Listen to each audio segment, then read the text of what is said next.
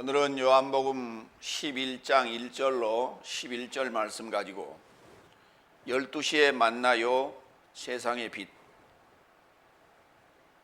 이라는 주제로 말씀을 나누겠습니다. 여러분, 낯익은 구절이 나오죠. 12시에 만나요. 모 상품에 그 CM송 내용이죠. 12시에 만나요 뭐 이렇게 우리가 기억했던 겁니다. 그 왜 12시에 만나자고 했을까? 뭐 우리는 일반적으로 12시 하면은 점심시간이니까 그때 직장인들이 만날 수 있는 짬이 나니까 그렇게 얘기한 게 아닌가, 그런 의미도 있는데, 그게 순전한 어떤 장사 속으로 많이 지어낸 얘기인가?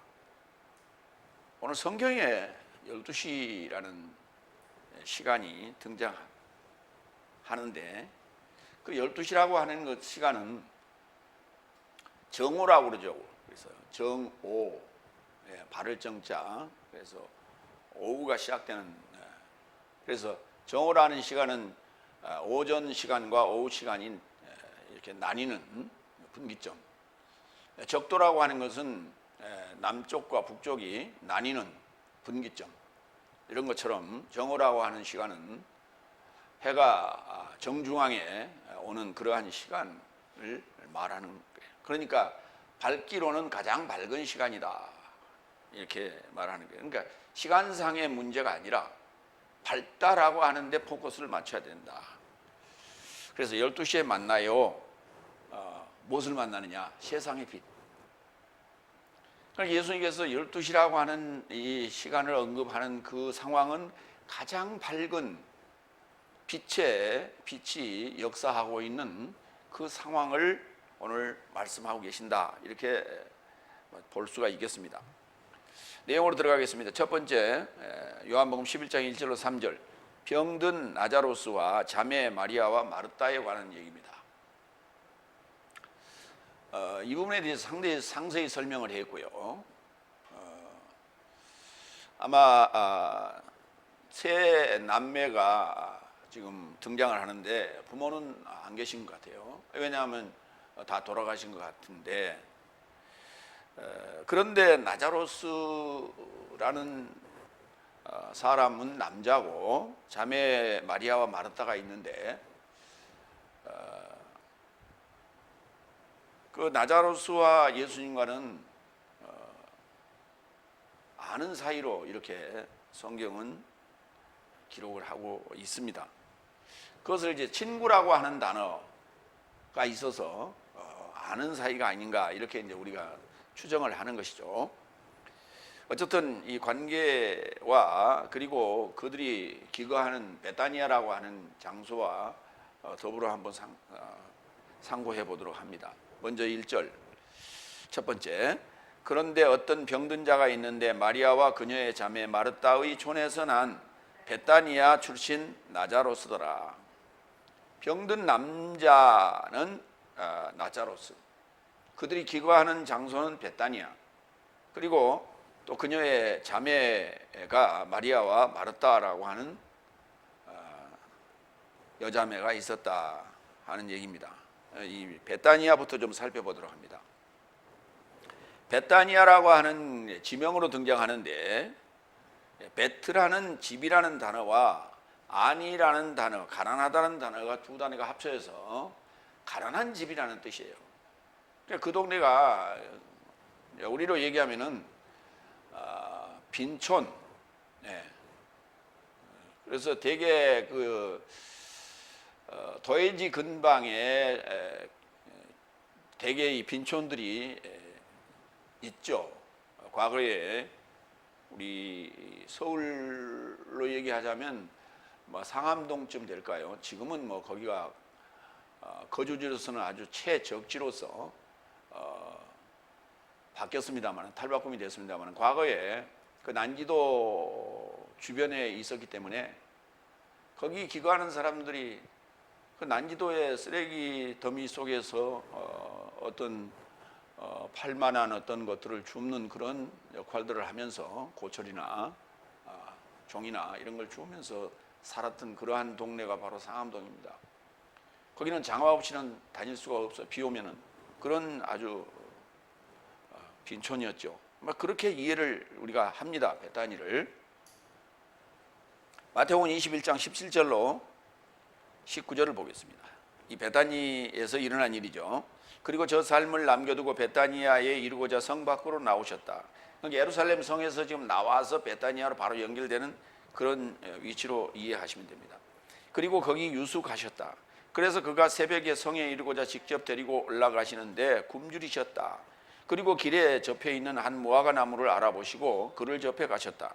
그리고 그 안에서 유일하게 잎사귀 삶 말고는 하나도 발견하지 못했다. 그리고 그녀에게 말씀하신다. 그 무화과 나무에게 말씀하신다. 넷에 이르는 열매가 더 이상 내게서 나오지 않게 되겠다고 하자 무화과 나무가 당장 말라졌다. 우리가 잘 아는 무화과 나무에 대한 저주입니다. 무화과 나무는 반드시 열매를 맺었어야 되는데 그 시기상으로는 사실 무화과 나무 열매가 맺히지 않고 않았을 시기인데도 불구하고 예수님께서는 시장하 신고로 그 무화과 나무 열매를 요구했던 것이죠.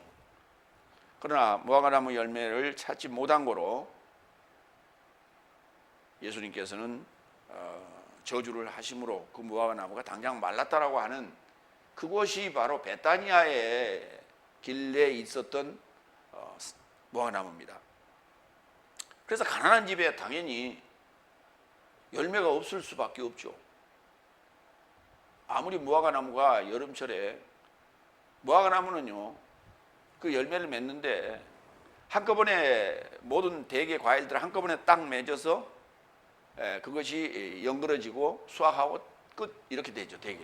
그러나 무화과 나무 열매는 그렇지 않습니다.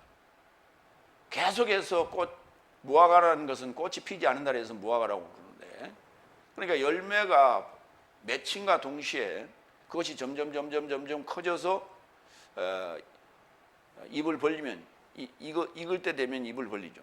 그렇게 되면 그러기 전에 그러니까 우리가 수확을 하고 또 따먹고 또 계속해서 열매가 맺히고 또 커져서 또 수확을 하고 이런 나무가 바로 무화과 나무거든요. 그러니까 다른 나무하고 좀 달라요.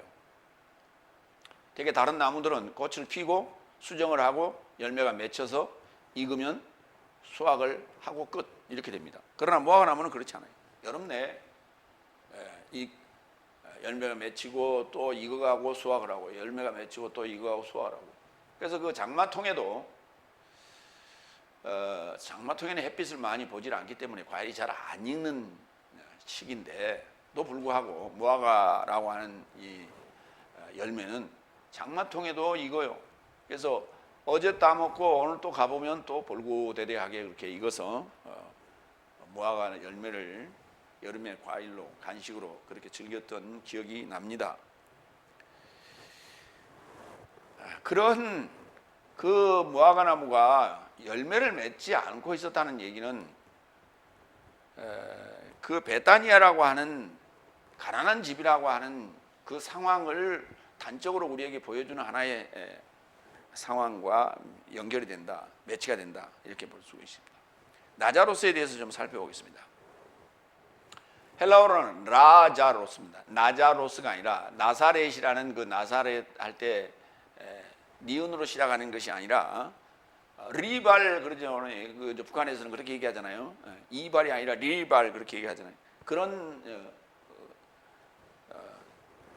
식으로 발음을 하시면 되겠습니다. 그러니까 나자로스가 아니라 라자로스입니다. 라자로스인데 이 라자로스가 어디서 왔냐 그랬더니 히브리어에서 왔는데요. 엘라자르. 그러니까 엘라자르가 헬라어로 이제 옮기다 보니까 라자로스 이렇게 옮겼다. 그렇게 이해를 하시면 되겠습니다. 엘라자로스. 그러니까 을라자로스. 예. 엘라자르. 엘 아자르라는 단어는 엘 하나님이라는 단어와 아자르 돕다는 단어예요. 하나님이 도우셨다 이런 뜻이에요. 하나님이 돕는다 이런 의미예요. 나자로스라는 단어의 그 이름 자체가 하나님이 도우시는 그런 이름을 가지고 있다. 그러니까 그 하나님이 도우시는 역사가 나자로스를 통해서 일어나고 있다. 일어날 것이라는 것이죠. 누가복음 16장 19절로 23절도 보고 있습니다. 나자로스가 복음서에 두 사람의 인물로 등장을 합니다. 하나는 오늘 마리아와 마르다의 그 오라버니로 등장을 하고, 하나는 거지 나자로스로 등장을 합니다. 그러면 거지 나자로스가 그냥 단순히 그냥 동명이인이냐? 그렇지 않습니다. 베타니아와 연결해서 보면 당연히 거지 나자로스도 당연히 나자로스라는 이름을 쓸 수밖에 없는 거예요. 그러니까 그러한 상황에 있는 자들에게 붙여준 이름이에요. 그러니까 상황에 걸맞는 것이 이름이다. 상태에 걸맞는 것이 이름이다. 그리고 되어질 어떤 것에 대한 명명, 그 자체가 이름이다. 이런 거예요.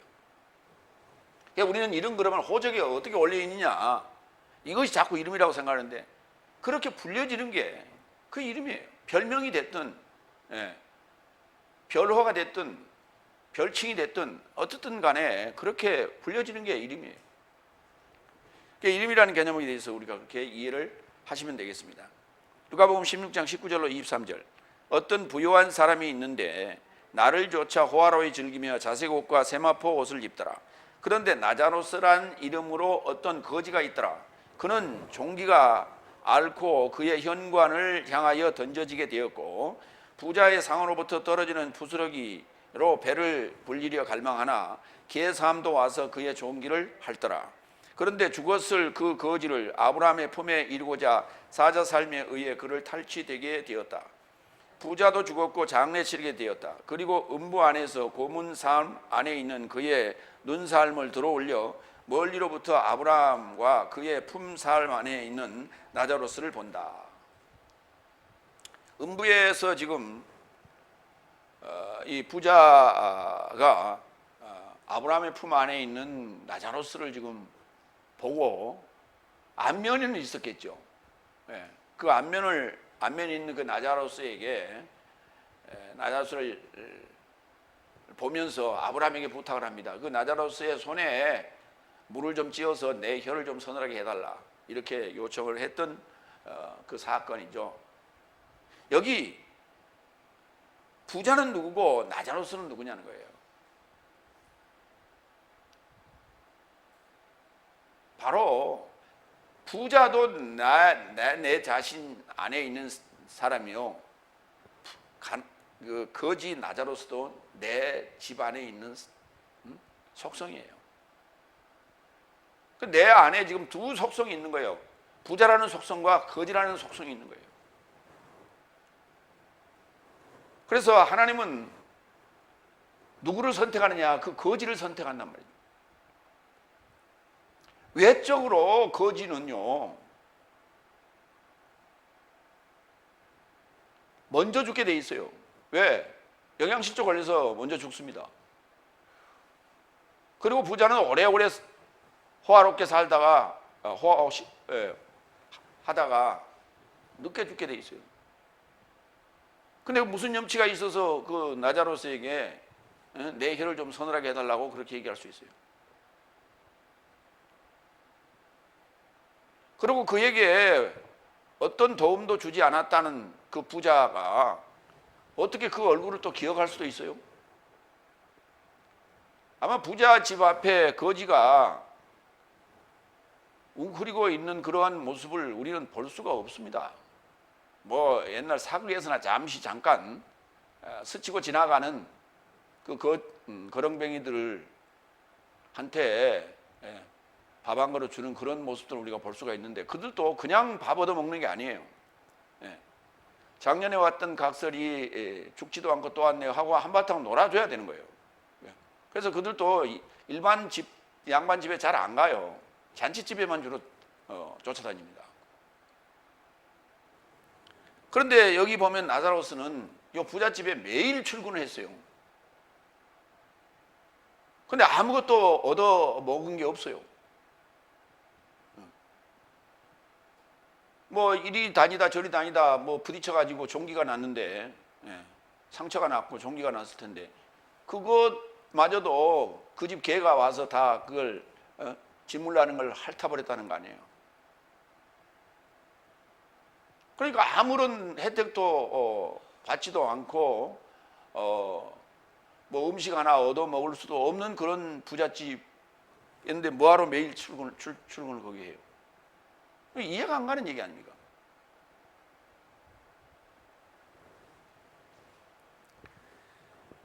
결국 이게 이 부자도 죽고 거지도 죽고, 그래서 음부에서 아브라함의 품에 있는 나사로를 바라보는 그 모습은 이게 지금 우리 각자가 가지고 있는 속성들인데, 그 속성이 이제 심판을 받는 그 상황, 불이라는 심판에 들어간 상황에서 부자라는 속성은 불 속에 들어가는데, 그 속성을 가진 부자가 거기서 나올 수 없는 지금 상황 아닙니까? 결국은 아무리 사정을 해도 아브라함이 허락을 하지 않잖아요.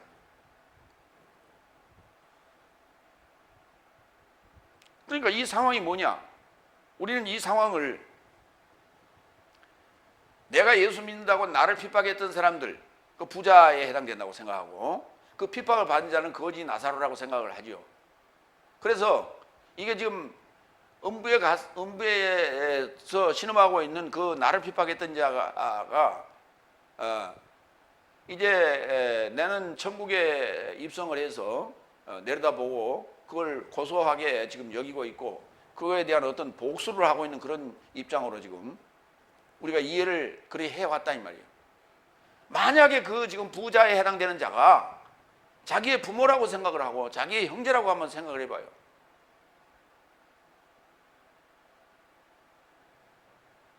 그때도 오늘 여기 지금 부자와 나사로처럼 나사로가 그렇게 편한 자세로 아무런 의식 없이 그렇게 그냥 편안하게 그렇게 앉아 있을 수 있는가? 과연 그게 가능한가? 왜냐? 둘은 지금 서로 아는 사이잖아요. 나사로스도 부자를 기억하고 부자도 나사로스를 기억하고 있잖아요. 그렇다면 만약에 부모와 형제가 그 불 속에서 신음하고 있는 상황을 외면할 수는 없잖아요. 아는 사이잖아요. 그게 지금 아브라함의 품에 앉아있는 그 예수 믿던 내가 그 자리가 천국이라고 지금 우리가 기뻐하며 찬양할 수 있어요? 거기서?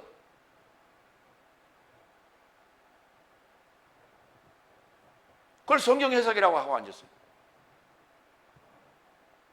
내 안에 두 가지의 속성이 지금 있는데 하나는 버려야 되는 거예요. 지금 이게 불 속에 들어가야 될 요소이기 때문에 그 부자라고 하는 요소를 버리라는 거예요. 예수님께 찾아온 젊은 청년이 내가 어떻게 하면 영생을 얻겠습니까? 그랬더니 네가 가진 모든 것들을 다 팔아서 가난한 자에게 나눠주라, 거지에게 나눠주라 그랬잖아요. 그런데 그 자가 근심하며 돌아갔더라 그랬어요. 재물이 많은 거로. 오늘 이 재물이 많은 요 생각, 요 속성이라고 하는 것은 불 속에 들어가는 것이다. 이게. 그렇기 때문에 우리는 내 속에 가지고 있는 거지라는 속성, 이 거지가 요구하는 게 뭘까라고 하는 거예요.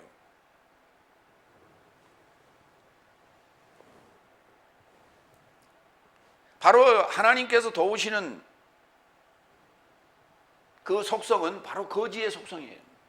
그 거지의 속성을 지금 도우시고 계신다. 왜? 그 거지가 받는 것이 뭐였어요? 영이에요.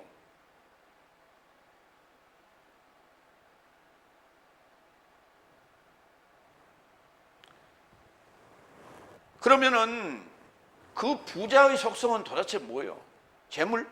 물질로 표현을 했죠. 그러나 안다라고 하는 거예요. 안다라는 지식. 궁극적으로는 내가 안다라고 하는 지식이 있기 때문에 거지의 속성이 작동하지 않아요. 그렇기 때문에 영에 대해서, 하나님에 대해서 더 알려고 생각하지 않아요. 찾지도 않아요. 궁금해하지도 않아요. 들으려 하지도 않아요. 듣고도 외면해버려요. 이것이 바로 부자의 속성인 거예요.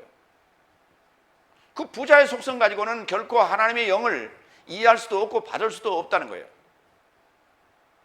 그것을 오늘 우리에게 지금 알려주고자 하는 거예요. 마리아와 마르다에 대해서 좀 보겠습니다. 마리아라는 단어는 구약의 미리암, 모세의 누이 미리암이라는 단어에서 옵니다. 그래서 이 마라르, 이 모반이라는 단어가 되는 것이고 거기에서 오는 것이고, 그래서 마리아라는 단어의 뜻이 모반이, 그러니까 마리아가 지금 여러 사람이 등장합니다. 복음서에는 예수님의 모친도 마리아, 이모도 마리아, 여기 오늘 나자로스의 동생도 마리아, 또 다른 마리아, 막달라 마리아, 마리아가 많이 등장해요. 근데 그 마리아들이 왜 그렇게 자주 예수님의 주변에 많이 이렇게 등장을 하는가, 그리고 상황에 따라서 또 등장을 하는가. 그러니까 예수님의 시작서부터 시작해서 예수님께서 십자가에 죽으시고 마지막 부활하시던 그 무덤까지도 마리아가 등장해요. 뭐냐 하면 예수님의 사역 자체가 모반이에요. 예수 삶에 대한 모반이에요. 부한 삶에 대한 모반인 거예요. 그렇기 때문에 그 모반이라고 하는 것이 사실 힘들고 어려운 여정입니다. 이게 신앙생활인데, 그렇기 때문에 그것을 딴 생각, 다시 생각을 접을까 하여 마리아가 계속해서 등장하는 거예요. 그래서 끝까지, 마무리를 할 때까지 마리아가 등장하는 거예요. 모반해야 된다라고 하는 거예요. 마르다는 별 의미가 없습니다. 여주인. 여주인. 그래서 마르다가 어머니 노릇, 언니 노릇, 누이 노릇 다 했어요. 그래서 예수님께서 집에 오셨을 때도 마리아는 예수님에게 향유를 붓고 예수님의 옆에서 그저 무슨 말씀인지 받으려고 그렇게 열심히 길을 종긋하고 그렇게 턱 밑에 앉아 있었는데, 마르다는 부엌에 가서 열심히 예수님 대접하려고 준비했단 말이에요. 그러면서 얼마나 준비를 많이 했는지, 아니 좀 와서 거들어주면 빨리 음식을 마련해서 대접하고 함께 나도 좀 듣고 싶은데, 그래서 불평도 했던 그런 사람이 바로 마르다였어요. 오늘 여기에 그 내용이 등장하죠. 누가복음 10장 38절로 42절의 내용입니다. 그리하여 그는 저 삶을 가도록 하였고 예수께서 어떤 마을에 들어가셨는데 마르다란 이름으로 어떤 여인이 자기 집에 이르고자 그를 환대하였다. 그리고 그녀에게 마리아라 초청된 자매가 있더라. 그녀도 예수의 발삼 곁에 가까이 앉아서 그의 말씀을 듣더라.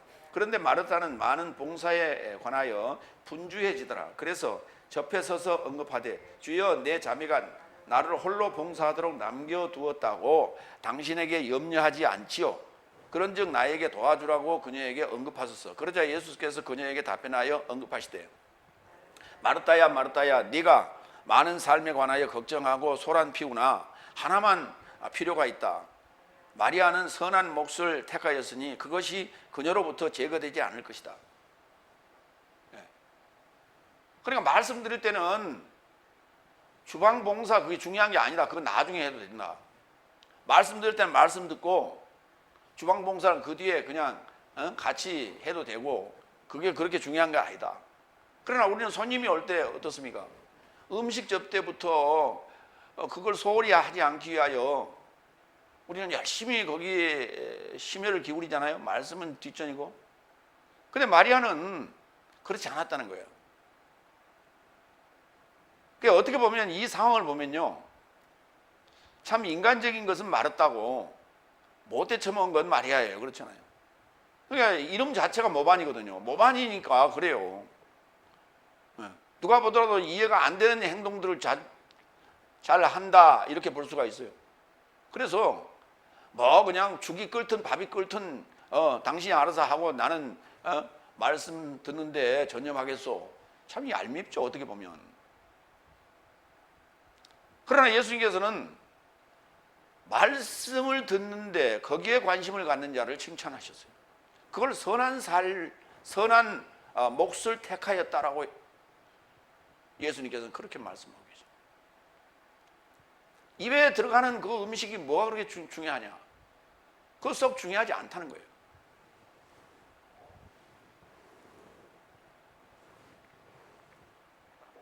두 번째 갑니다. 2절. 그래서 향유로 줄을 바르고 그녀의 머리털로 그의 발살림을 닦던 이가 마리아더라. 그녀의 형제 나자로스는 병들었더라. 여기 지금 마리아에 대해 설명을 하는데 향유로 예수님의 발에 붓고 자기 머리털로 그 발을 닦던 마리아더라라고 이렇게 표현합니다만 사실은 이 사건은 12장에 나와요. 그 앞에 이미 있었던 게 아니라 12장에 나오게 됩니다. 이게 나중에 나올 것을 지금 미리 여기다 언급을 했어요. 향유에 대해서 살펴보겠습니다. 미론. 헬라어로는 미론. 예. 이 미론이라는 단어는 뜻이 별로 없어요. 그냥 히브리어의 음력입니다. 히브리어로는 향유를 모르라 그래요. 몰 그렇게 얘기해요. 또는 모르. 그래서 그거를 모략이라고 합니다. 우리가 일반적으로. 이 단어 마라를 쓰다라는 단어에서 왔어요. 마라를 쓰다. 마라라는 단어가 있고 마라르라는 단어가 있어요. 마리아는 마라라는 단어가 있어요. 마라. 그거는 모반하다, 반역하다, 그런 의미가 있고요. 마라르는 쓰다는 뜻이에요. 그러니까 이 몰약은 쓰다는 의미예요. 아가서의 5장 1절 보겠습니다. 내 누이 내 신부야 내가 내 동산에 들어와서 나의 모략과 향재료를 거두고 나의 꿀송이와 꿀을 먹고 내 포도주와 내 우유를 마셨으니 나의 친구들아 먹으라. 나의 사랑하는 자들아 많이 마시라. 나의 동산, 내 동산에 들어와서 나의 모략과 내 향재료를 거두라 그랬어요. 내 누이 내 신부 이렇게 표현했어요. 그러니까 오늘 지금 마리아를 예수님께서 지금 그러니까 아가서에서 얘기한 그 내 누이 내 신부가 오늘 마리아를 지금 지칭한다고. 그가 지금 오늘 모략을 가지고 나타난 거예요. 모략이라는 미론 향유를 가지고 나타난 거예요. 그러니까 아가서에 등장하는 여인은 예수님의 신부를 얘기하는 거예요. 하나님의 신부를 얘기하는 거예요. 그래서 온갖 자기가 가지고 있는 모든 것들을 다 가지고 나타나는 것이죠. 드리는 거예요. 그런 의미로 표현을 하고 있는 거예요. 쓰다라는 단어, 마라르라는 단어가 어떻게 쓰인지를 좀 보겠습니다. 이사야서 24장 5절로 9절.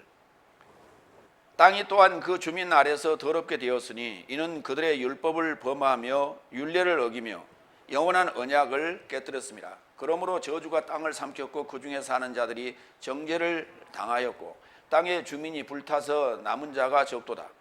새 포도즙이 슬퍼하고 포도나무가 세잔하여 하며 마음이 즐겁던 자가 다 탄식하며 소고치는 기쁨이 그치고 즐거워하는 자의 소리가 끊어졌고 수금 타는 기쁨이 그쳤으며 노래하면서 포도주를 마시지 못하고 독주는 그 마시는 자에게 쓰게 될 것이다. 땅이 지금 더럽게 된 상황을 얘기하고 있는 거예요. 땅이 더럽혀짐을 받았다. 그렇기 때문에 무엇을 해도 즐겁거나 기쁘거나 기쁨이 오지 않고 그것들이 다 쓰게 될 것이다. 그 마라를 쓰다라는 그 의미가 향유라고 하면 우리는 어때요? 굉장히 귀하고 존귀하고 우리가 향수와 같은 그런 어떤 의미로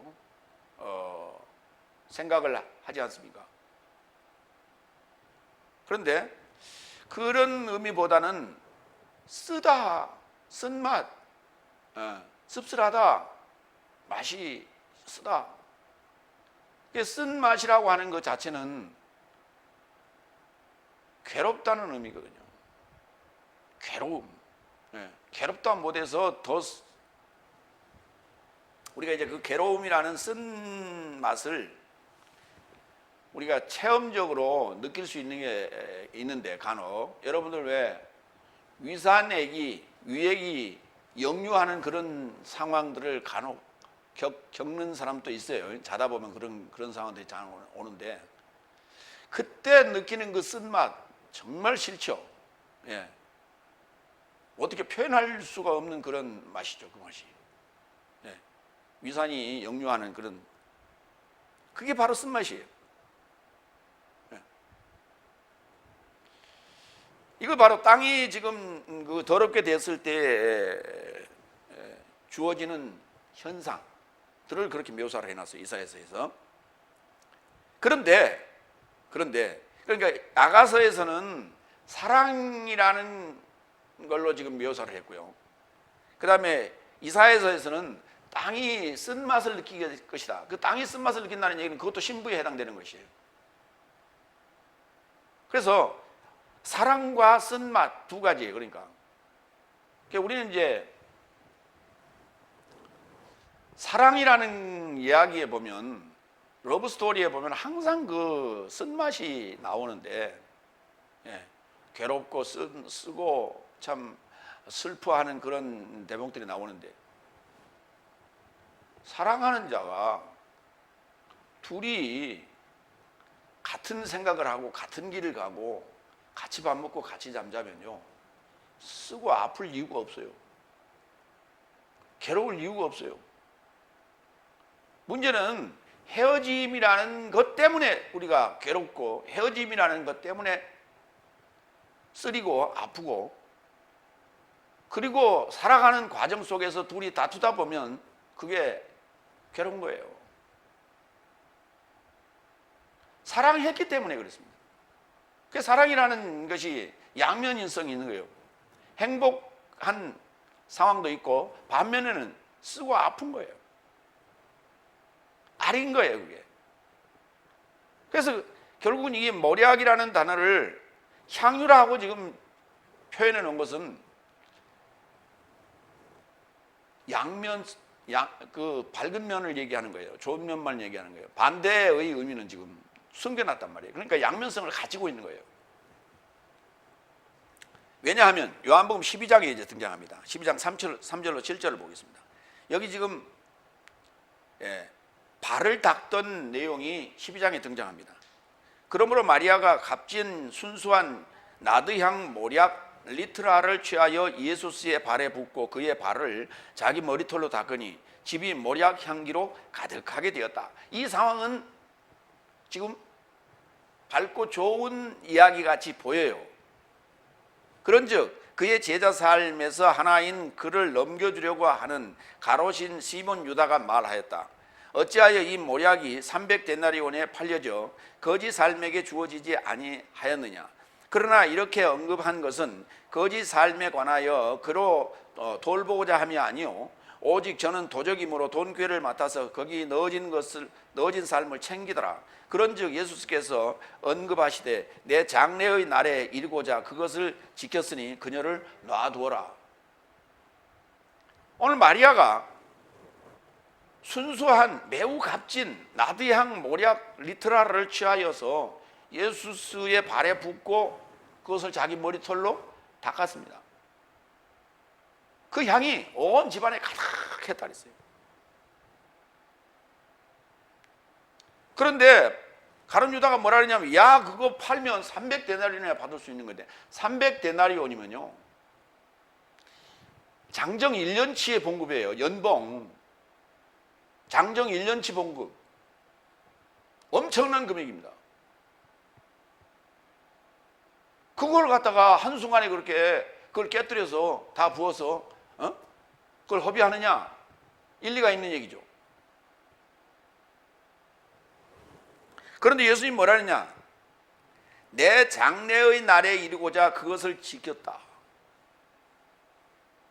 내 장래를 준비하는 거다. 내 장래.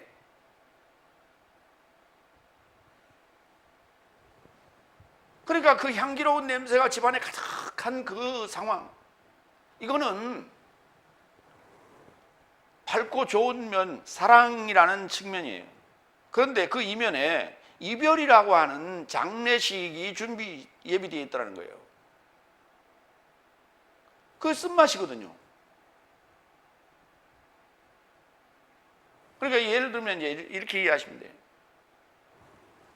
장미 향수가 한 방울을 얻는데요, 장미 그 꽃을 백송이가 그것이 진익해져서 그게 진액이 그 엑기스가 이렇게 모아져야 그 한 방울의 향수가 나오는 거예요. 그러니까 그 장미의 그 향기로운 향을 내기 위해서는 수많은 꽃들이 희생을 당하는 거예요.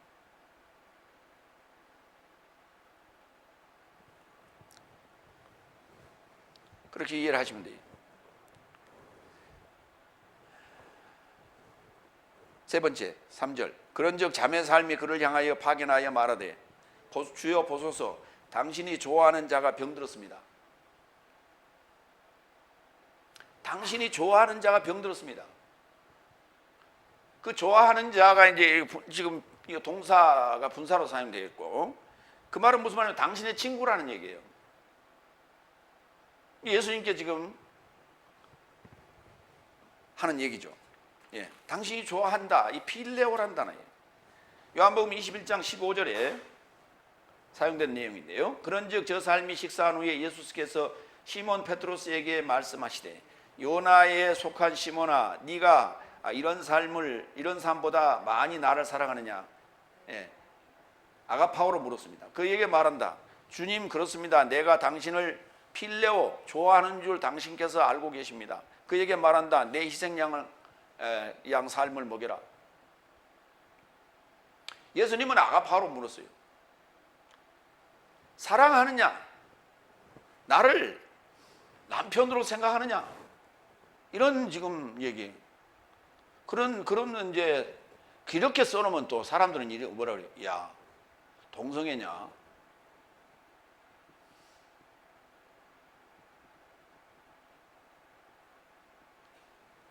성경에서 말하는, 세상에서 말하는 사랑은 남녀 간의 사랑, 이성 간의 사랑을 얘기하는 것이지 동성 간의 사랑을 얘기하는 게 아니에요. 그러면 하나님과 우리와의 관계를, 하나님은 나의 남편이고 나는 그의 신부가 된다.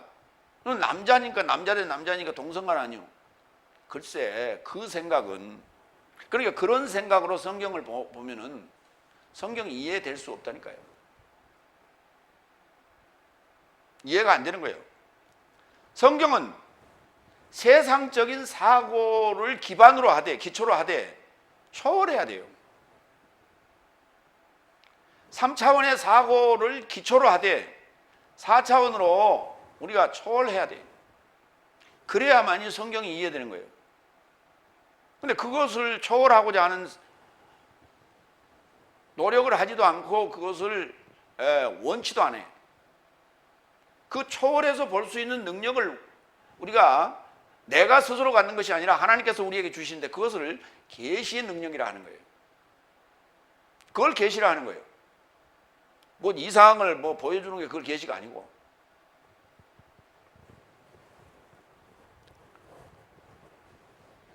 두 번째로 갑니다. 요한복음 11장 4절로 7절. 사망을 향한 병이 아닌 하나님 아들이 영화롭게 되려고 하는 병을 얻은 거예요. 누가? 나자로스가. 예수님께서는 당연히 병든 자, 죄인, 거지에게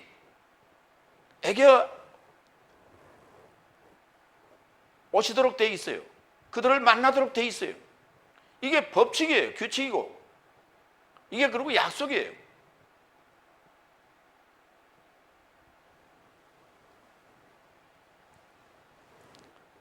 네 번째, 4절. 그러자 예수께서 듣고 언급하셨다. 이것은 사망을 향한 병이 아니다. 오히려 이로 인하여 하나님의 영광이 초월하여 하나님의 아들이 영화롭게 되고자 합니다. 여기 바로 하나님의 영광이 초월하여 그랬어요.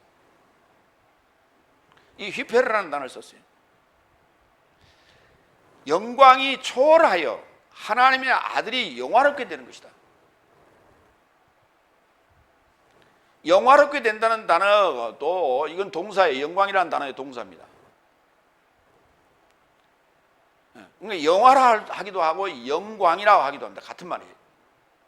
헬라어로는 독사, 히브리어로는 케보드, 동사로는 헬라어로는 독사죠.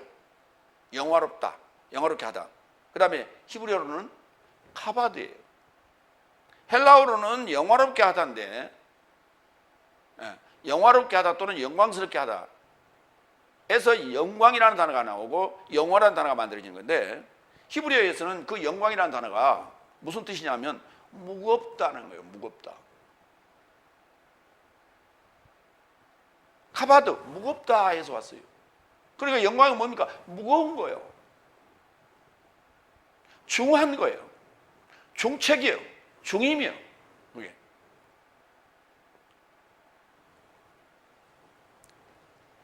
시편 38편 1절로 4절 보겠습니다. 영광에 대해서 살펴보겠습니다.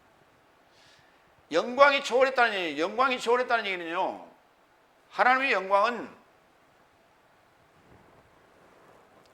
초월하지 아니하고는 하나님의 영광을 볼 수가 없죠. 내 사고가 초월되지 아니하고는 하나님의 영광을 볼 수가 없어요.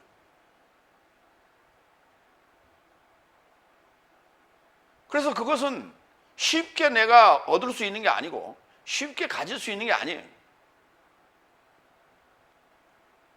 그래서 초월해야 되는 거예요. 3차원에서 4차원으로 초월해야 되는 거예요. 외적인 역사적인 사고에서 영적인 사고로 초월해야 되는 거예요.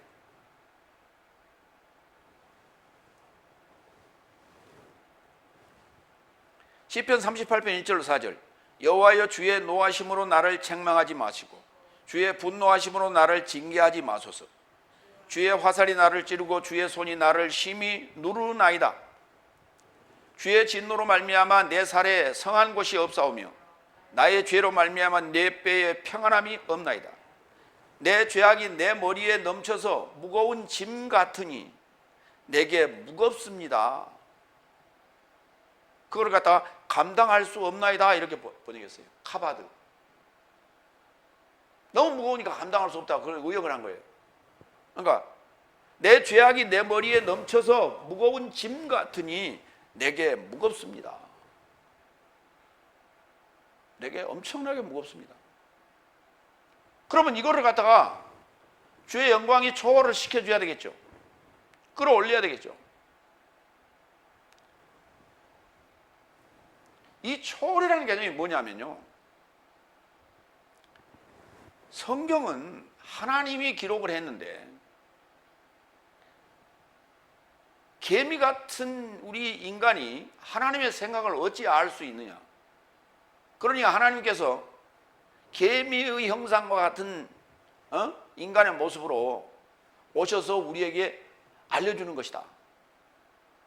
그렇기 때문에 성경은 어렵게 얘기해서 되는 게 아니라 우리가 알아듣도록 쉽게 얘기해야 된다라고 지금 그렇게 설교하고 있고 그렇게 가르치고 있어요. 지금 교회에서.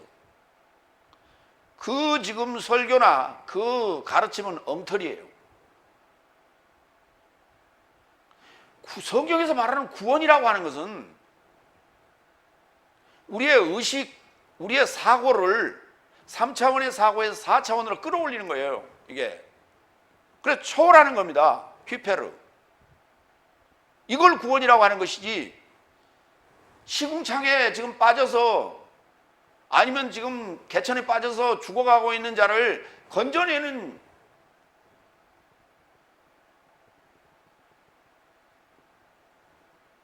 일을 하는데 건져낼 때 그 물속에 펑덩 들어와서 건져내는 게 아니란 말이에요. 그 물속에 펑덩 들어오면 같이 죽어요.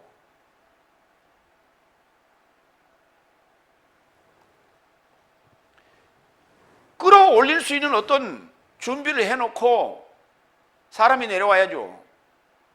그래서 우리를 그 시궁창에 놔두지 아니하고 끌어올라 같이 가는 거예요. 이렇게. 뭐냐? 그게 행동적으로 우리에게 그렇게 묘사하고 그렇게 설명하고 보여줄 수 있어요. 그러나 우리는 지금 어제도 그제도 봤을 거예요. 태풍 링링이 오면서 비를 많이 뿌려가지고 사람들이 그 비가 폭우에 떠내려가기도 하고 해서 또 고립되기도 하고 해서 119 대원들이 출동을 해가지고 밧줄을 내려서 119 대원이 내려가서 그들과 함께 다시 끌어올리는 그런 거 보셨을 거예요. 그러니까 그렇게 설명할 수밖에 없어요. 설명은. 그러나 실제 그렇게 한다면요, 지금 예수 믿는 자들이 땅에 지금 걸어 다니고 차 타고 다니고 집에서 기거하고 움직이고 활동하고 돈 벌고 하는데 지금 그 상황에서 죽어가고 있는, 실제 몸뚱아리가 죽어가고 있는 사람들이 몇 명이나 돼요? 만약에 그 지금 고립돼서 개천에 고립되어 있거나 아니면 개천에 떠내려가고 있는 자를 건지는 그런 입장이 구원이라고 한다면 예수님의 역사, 구원의 역사는 전부 병원으로 가야 되는 거예요, 지금. 그래서 병원에 누워있는 자들을 다 건져내야 되는 거예요, 그게. 이게 구원인 거예요. 그러면 성성한 사람들은 구원의 대상이 아니라고요, 실제로.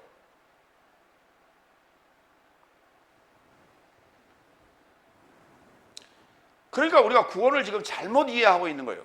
구원이라고 하는 것은 우리 몸뚱어리에 이게 지금 이걸 살리는 게 구원이 아니라니까.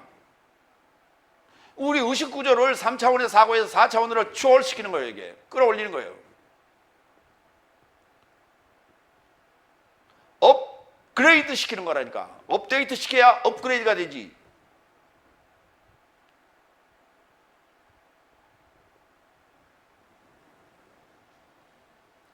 아니, 한번 생각해 보세요. 지금 LTE 핸드폰 아직도 요즘도 보니까 폴더폰 쓰고 있는 사람이 있대. 폴더폰, 2G. LTE 쓰려면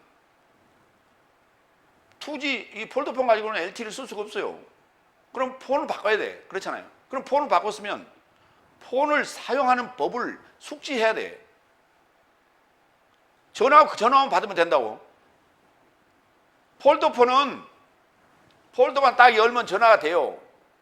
수신이 돼. 그런데 LTE는 그렇지 않아. 전화가 오면 이렇게 해줘야 돼. 끄는 방법도 알아야 돼. 그러니까 자꾸 업그레이드가 될 때마다 나는 그 지식에 걸맞는 폰에 대해서 지식을 내가 습득해야 돼. 업데이트를 해야 돼. 지금 5G가 나왔단 말이에요. 응? 그러면 그걸 쓰려면 거기에 걸맞는 지식을 내가 업데이트 해야 돼.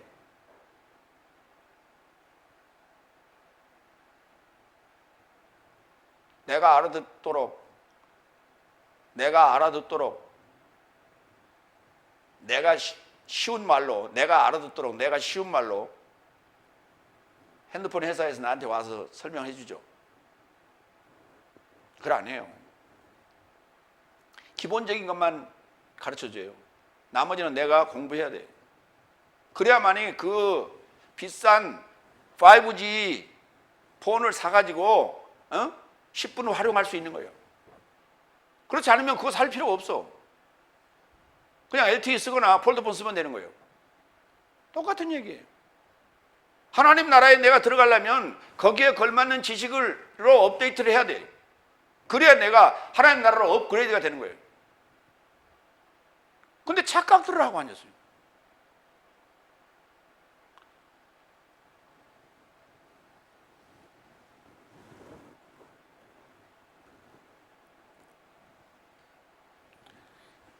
영광이라는 단어 바꾸겠습니다. 그러니까 지금 내 죄악이 나를 무겁게 짓누르고 있는 이 상황에서 이걸 걷어내야 내가 업그레이드가 되죠. 이걸 걷어내려면 성경에 뭐라고 써 있는지, 하나님이 나에게 뭐라고 구원의 메시지를 주시고 계시는지, 이것을 이해하고 알아야 되는 거 아니에요? 그러려면 공부해야죠. 공부 안 해요. 설교하는 방법론, 설교학, 말이야 번들을 하죠. 누가 그걸 몰라서 설교를 못합니까? 그 신학교 나온 사람들은 다 한 번씩은 다 읽어보고 다 배웠어요. 문제는 설교를 준비할 수 있는, 작성할 수 있는, 설교를, 성경을, 본문을 연구할 수 있는 능력이 안 된 걸, 그걸 배우지를 않았는데 무슨 수로 설교를 연구하고 설교를, 양질의 설교가 나오냐고. 거기서 설교가 공부한다고 나와요? 그게?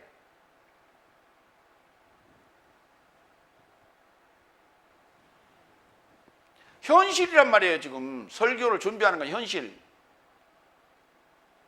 능력이 안 되는데 무슨 수로 설교를 만들어? 그러니까 여기저기 다니면서 이것저것 섞어서 짜집게 할 수밖에 없지. 근본적인 신학교 교육이 잘못되어 있어요. 그거 바꾸려고 생각은 전혀 안 해.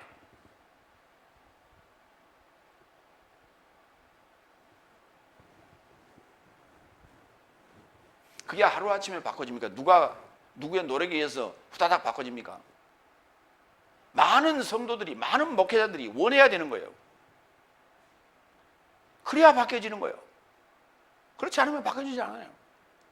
북한 보세요. 많은 백성들이, 인민들이 그거를 원하지만 행동하지 않기 때문에 북한은 독재국가로 존재하는 거예요. 공산주의 국가로 존재하는 거예요. 남한은 수많은 군사정권이 독재를 했지만은 수많은 백성들이 원하고 데모하고 그것을 깨부시고 항거하고 했기 때문에 민주주의가 지금 정착이 된 거예요. 양질의 설교를 듣기를 원한다. 성도들이 외쳐야 되고, 그렇지 않으면 그 교회를 나와야 되는 거예요. 그리고 성도들이 몸부림을 쳐야 되는 거예요. 그렇지 않은데 목사들이 바뀔 리가 있어요? 안 바뀝니다. 위기의식을 느껴야만이 목회자들이 바뀌고, 그래야 목회자들이 신학교에 얘기해서, 총회에 얘기해서 제대로 우리가 성경을 연구할 수 있고 설교를 제대로 할 수 있는 준비를 신학교에서 해주라, 후속 교육을 해달라, 이렇게 요구를 해야 되는 거 아니에요? 그래야 신학교가 바뀌지. 안 바뀝니다. 원하는 자가 없는데 누가 바뀌어?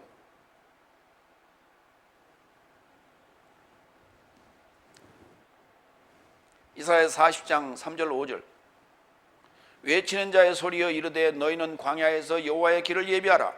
사막에서 내 사역의 전능자를 소망하는 사역을 위한 대로를 평탄케 하라. 골짜기마다 도두어지며 산마다 언덕마다 낮아지며 고르지 아니한 곳이 평탄하게 되며 험한 곳이 평지가 될 것이요 여호와의 영광이 나타나고 모든 육체가 그것을 함께 보리라. 이는 여호와의 입이 말씀하셨기 때문이다. 외치는 자의 소리여 이르되, 너희는 그랬어요. 그 너희가 누구예요? 백성들 아니에요? 이스라엘 백성이 광야에서 여호와의 길을 예비하고 사막에서 내 사역의 전능자를 소망하는 사역을 위한 대로를 평탄케 해야 돼. 준비해야 돼.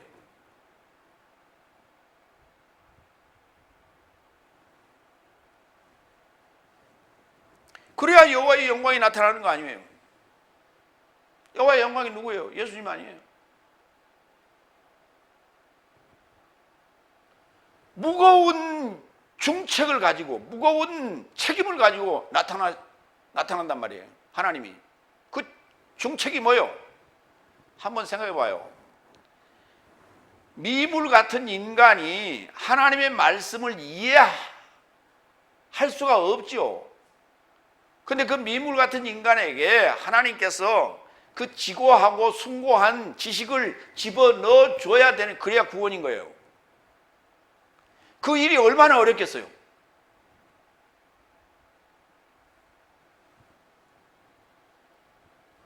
무슨 말이냐면요, 초등학교 어린아이를 가르치는 선생은 초등학교 선생이 제일 잘 가르쳐요. 근데 대학교 교수가 초등학교 1학년 아이를 가르친다고 칠판에다 다 멋지게 막 한문, 영어, 독일어, 막 헬라어, 히브리어까지 다 써가면서 한번 가르쳐봐요. 알아듣겠어요? 못 알아듣지. 그러니까 하나님은 대학교 교수와 같은 분인데 우리 성도들은, 우리 백성은 지금 초등학교 1학년 같은 거란 말이에요. 그 대학 교수가 지금 이걸 가르치려면 얼마나 힘들겠어.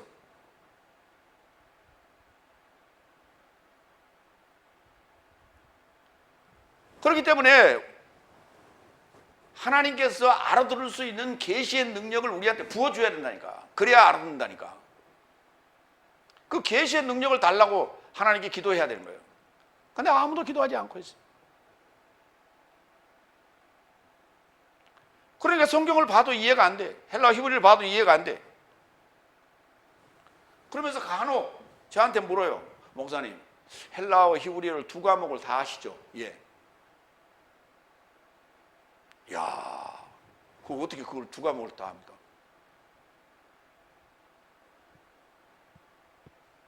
다른 게 아니에요. 계시를 받았기 때문에, 하나님의 계시, 하나님의 계시의 능력을 받았기 때문에 가능한 거예요. 그렇지 않으면 불가능한 거예요. 그게.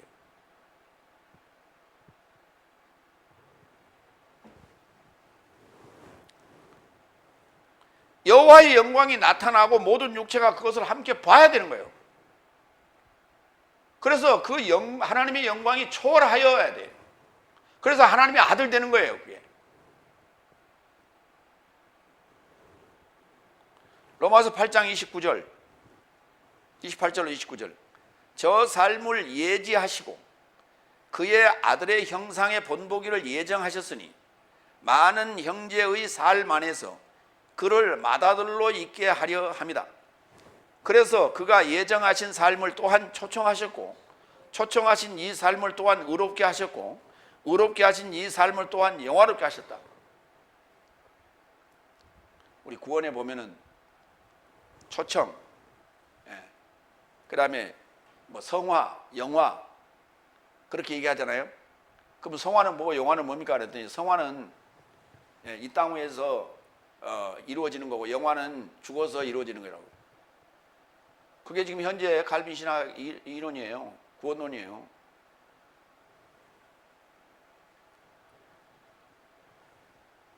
성경에서 지금 말하는 구원론은요, 우리가 살아있을 때 이 땅에서 이루어지는, 완성되는, 완전해지는 얘기지, 죽어서 천국 가서 이루어지는 얘기가 아니에요. 그런 얘기 아니에요. 영화가 영광인 것이지 다른 단어가 아니에요. 영화가 영광이라고. 헬라어로는 독사, 히브리어는 케보드. 지난주에 이렇게 얘기했죠. 믿고 하나 되고 완전해지고 그 다음에 사랑을 증언하는 자, 이렇게 얘기했잖아요. 믿고 하나 되고 완전해지는 거예요. 믿고 하나 되고 완전해지는 게 뭐냐면 초청하면 믿고 그 다음에 의롭게 되어지고 하나 되는 거예요. 의자가 무슨 의자예요?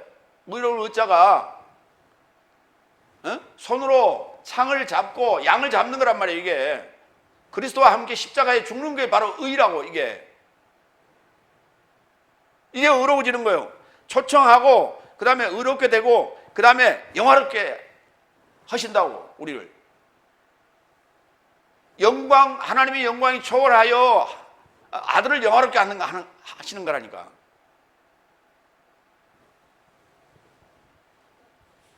이게 지금 우리 살아있을 때 얘기지, 죽은 다음에 무슨 놈이 뭐 영화가 어쩌고 저쩌고 있어.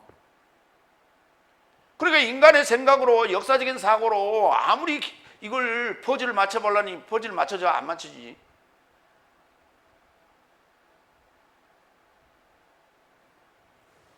그러면 그 퍼즐을 맞추려고 하니까 뭐가 작동했느냐, 어떤 지식이 작동했느냐, 하나님의 계시의 능력이 작동한 게 아니라 프로이드의 심리학적인 이런 것들이 작동하는 거예요.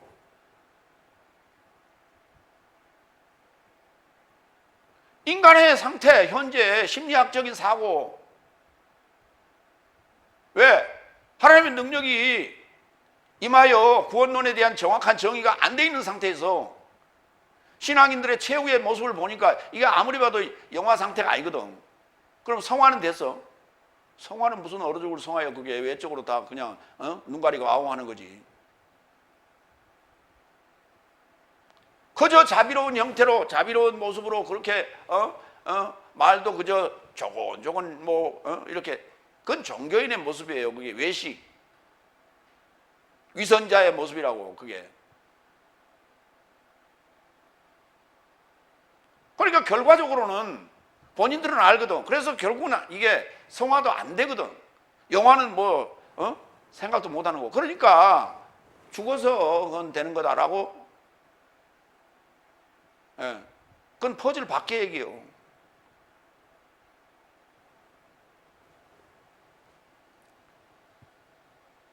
그렇게 아리까리하고 이해할 수 없고 비밀스럽고 신비스럽게만 만들어 놓고 끝나는 거예요. 그래야 무슨 구원이 있어? 구원에 대한 정확한 원리와 구원에 대한 정확한 과정들을 이루어서 그것을 전해야 되는 거 아니에요? 이론적으로만 이해할 수 없는 부분은 죽어서 영화. 이게 무슨 놈의 구원이냐?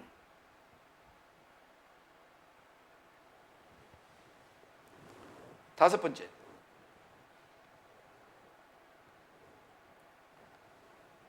그러니까 하나님의 영광이 초월하여 아들이 영화롭게 되는 거예요. 예수님이 맏아들이라고 그랬어요. 우리는 그의 형제라고 그랬어요. 예수님을 그냥 맏아들이라 하기도 하고 첫열매라고도 하는 거예요. 그러고 우리를 형제라고 그랬어요. 우리도 그러니까 하나님의 아들이 되는 거예요. 하나님의 아들이 됐다는 말은 영화롭게 됐다는 얘기예요. 영광을 받았다는 거예요. 영광을 가졌다는 거예요. 그 영광이 뭐예요? 아까 사랑을 나누고 사랑을 증언할 수 있는 상태. 다시 말해서 일곱째 날이 됐단 말이에요. 완전한 자가 됐단 말이에요. 구원에 대한 완전한 자가 된 거예요. 그래야만이 사랑을 증언할 수 있는 거예요.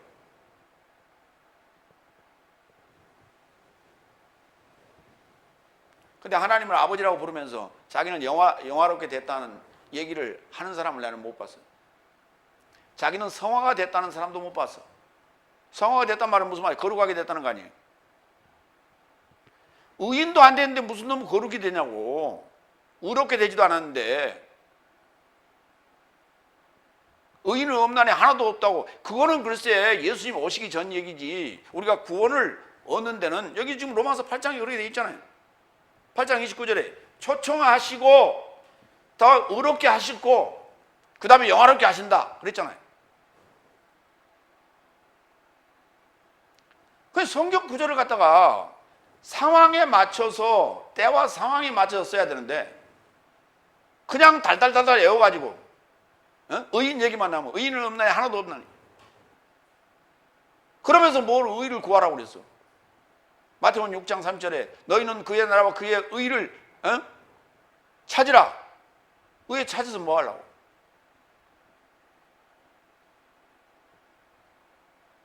죄인이기 때문에 의를 찾으라는 거예요.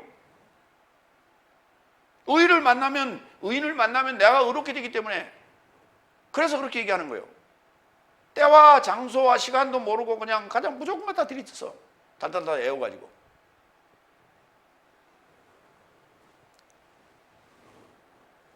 그런데 여기까지 지금 친구라는 얘기와 그 다음에 그 친구인 나자로스가 병들었다는 얘기고, 그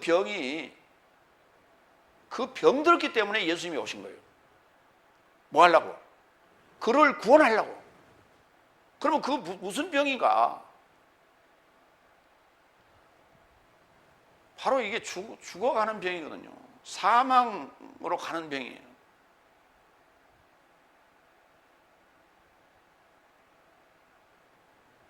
근데 지금 거지 나사로의 입장에 있단 말이에요. 지금.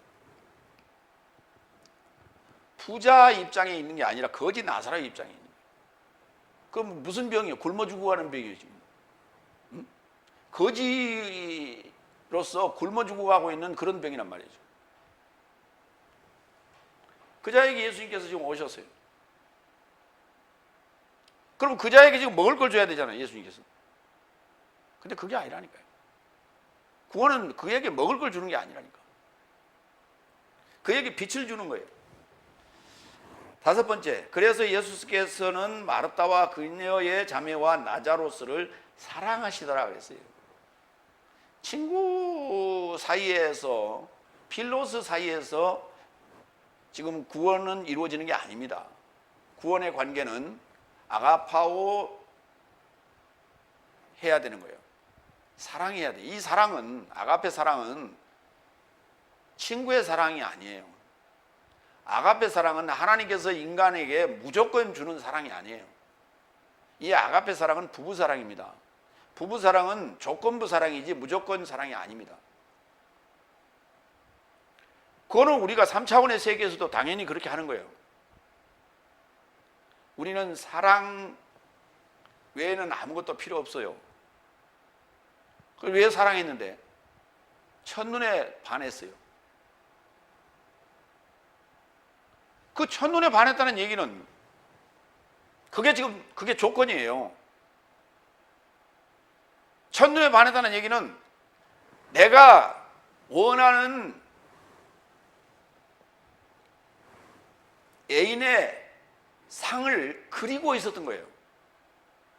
서로가. 그런데 그 사람이 나타난 거예요. 유사한 사람이. 그래서 첫눈에 반한 거지. 아무 생각도 없는데 상대를 만났는데 야! 내 짝이다. 이렇게 우리가 말할 수 있어요. 만나본 적도 없는 사람인데.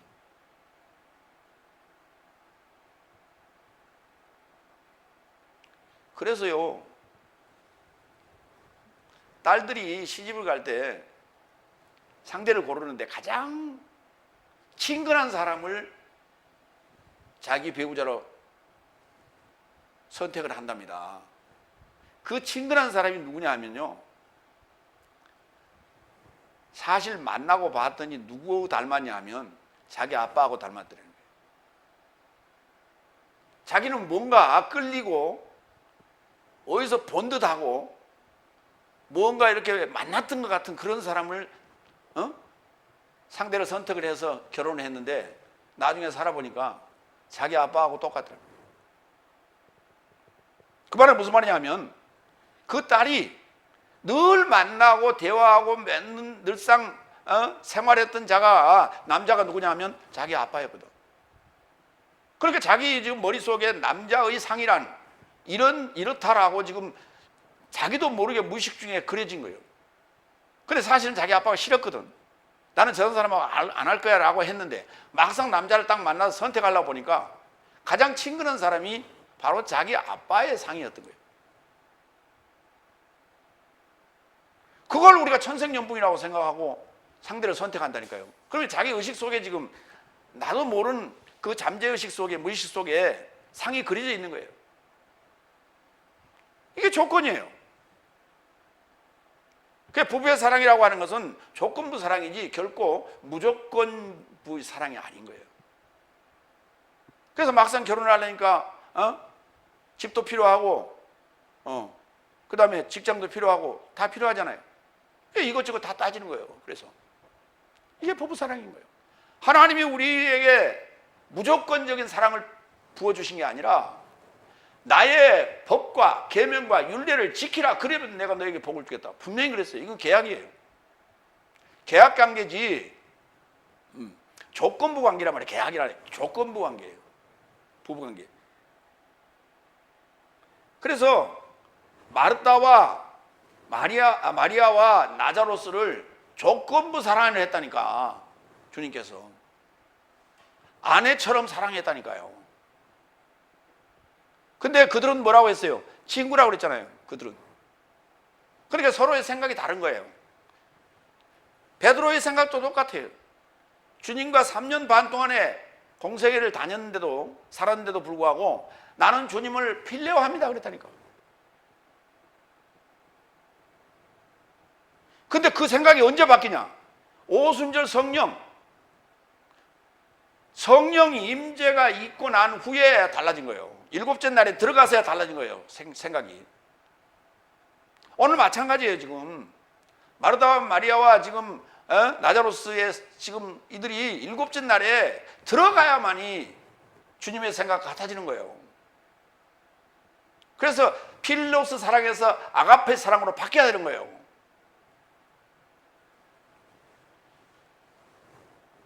로마서 13장 8절로 10절 사랑에 대해서 보겠습니다. 서로를 사랑하는 것 말고는 한 사람에게도 아무런 빚지지 말라. 왜냐하면 다른 자를 사랑하는 자는 법을 채운 것이다. 왜냐하면 간음하지 말라 말 것이요, 살인하지 말 것이요, 도적질하지 말 것이요, 거짓 증언하지 말 것이요, 탐하지 말 것이요, 또한 어떤 다른 계명일지라도 내 이웃을 내 자신같이 사랑하라 하신 말씀 안에 포함되었다. 사랑은 이웃에게 악을 행하지 않나니 그런즉 사랑은 법의 채움이다. 나는 법을 폐하러 온 게 아니라 법을 채우러 왔다 그랬어요. 그 법을 채우는 게 뭐냐? 사랑이에요. 무슨 말이냐면 죄법 아래에 있는 죄인에게 주신 게 사망의 법이에요. 이게 율법이라고 해요. 법이에요. 이게 노모스. 자, 이 법이 법의 잣대로 적용이 되면 이제부터는 사망이에요. 사형이라고요. 그러면 그 사형은 죽음인데 그 자를 지금 건져내는 거예요. 뭘로? 자기 아내로, 자기 신부로 받아들이는 거예요. 뭐 한다면? 나를 믿는다면, 나를 보낸 자 하나님을 믿는다면 내가 너를 신부 삼아주겠다는 거예요. 그게 사랑이에요. 그러니까 율법은 나에게 뭐를 주느냐?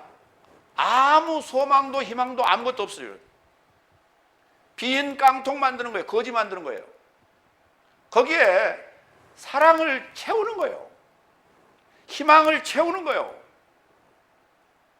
소망을 채워넣는 거예요. 거기다. 그게 사랑인 거예요.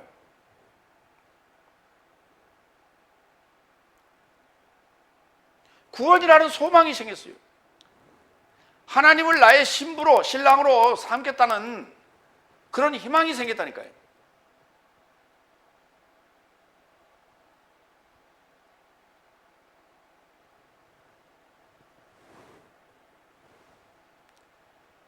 그 사랑은 뭐냐? 법을 채우는 거예요. 법의 채움이라고요.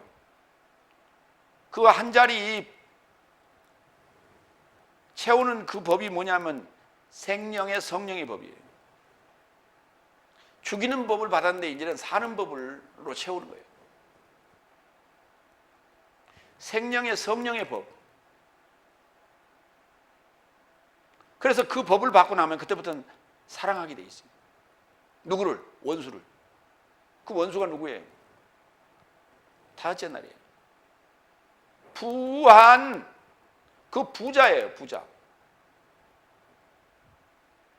부자의 속성을 가지고 살아가는 그들을 사랑하는 거예요.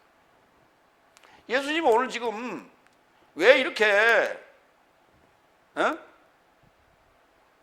유대로 가서 다시 돌아가자, 돌팔매질 하려고 그러는데 유대로 다시 돌아가자, 이제 곧 나올 겁니다. 이게 한 이유가 뭐냐? 사랑하기 때문에 그런 거예요. 아브라함과 약속한 것이 있어서 그들을 사랑하기 때문에 그런 거예요. 하나라도 더 건지려고. 갈라디아서 2장 19절로 20절. 왜냐하면 나는 법으로 인하여 법으로 죽었나니 이는 하나님으로 살고자 함이라. 바로 이거예요. 사랑이 뭐냐고? 이게 사랑이에요. 법으로 인하여 죽고 그 다음에 하나님으로 사는 거, 이게 사랑이라니까요. 이거 사랑을 채우는 거예요. 이게 법을 채우는 거예요. 이 일이. 그래서 내가 그리스도스와 함께 십자가에 못 박혔나니 나는 더 이상 살지 못하고 내 안에 그리스도스께서 살고 계시니 지금 내가 육체 안에 사는 것은 나를 사랑하사 내게서 초월하여 나를 자신을 넘겨주신 하나님의 아들의 믿음 안에서 사는 거예요.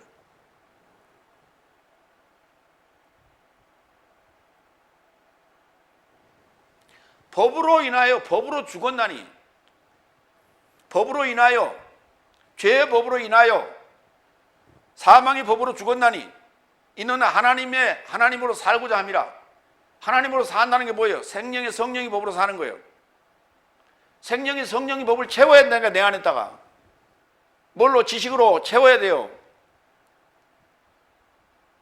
그래야 하나님으로 사는 거예요. 사랑은 주는 거예요. 뭘 줘야 돼요? 줄 게 있어야 주지. 사망을 언도받았다는 것은 아무것도 없는 거예요. 소망이 없어. 죽음만 기다리고 있는 거예요. 죽을 날만 기다리고 있는 거예요. 근데 뭘 줘? 줄 수 있는 게 뭐예요? 죽음밖에 돼 있어.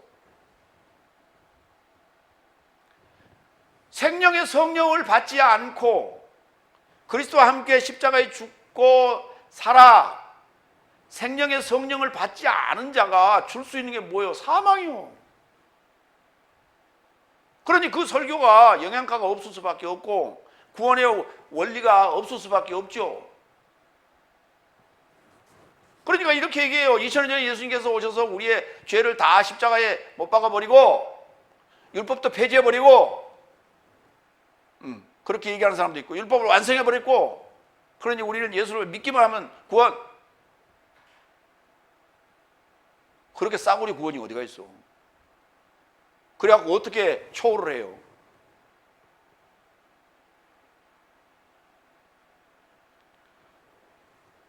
옛날에 우리 성인들은 이렇게 얘기했죠.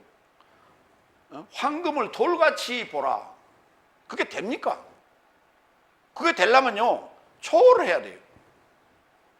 돈으로부터 초월해야 돼요.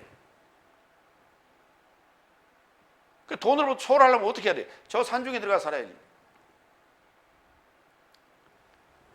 근데 산중에 들어갈 사람 많더라고요. 병을 얻어서 또는 마음의 병을 얻어서 육체의 병을 얻어서 그래서 이제 산속으로 들어가서 뭐 몇 년 동안 사는데 그래서 이제 나는 자연이다 이래가지고 방송에 이렇게 그 인터뷰를 하는 걸 보니까 거기 오면 이제 그 방송하러 왔으니까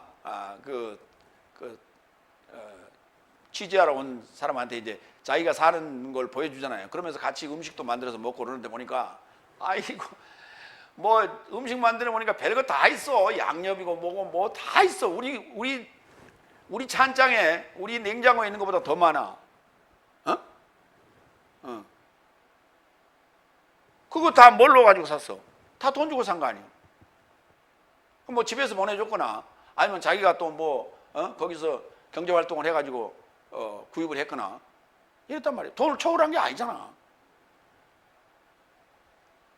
돈을 초월해서 산다면 정말 거기서 나는 풀떼기만 먹고 살아야 돼. 그것도 양념 다 필요 없고 겨우 가지고 있다면 소금 정도 가지고 있고 아니면 생식으로 살든지 그래야만이 그게 우리가 돈을 초월했다라고 말할 수 있는 거예요. 옛날 도인들은 그렇게 살았다며.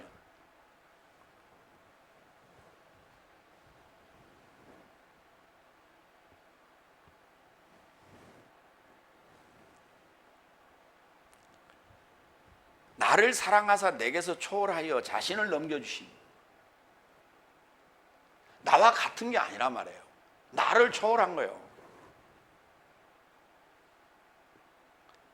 그래야 우리가 구원을 할 수 있는 거예요. 구원을 시킬 수 있는 거예요. 그게 바로 하나님의 생각이에요. 하나님의 속성이고. 여섯 번째 6절 7절 그런즉 저가 병들었다는 것을 들으셨을 즈음 그때 그가 머무시던 곳에 두 날 삶을 이틀 삶을 계시더라.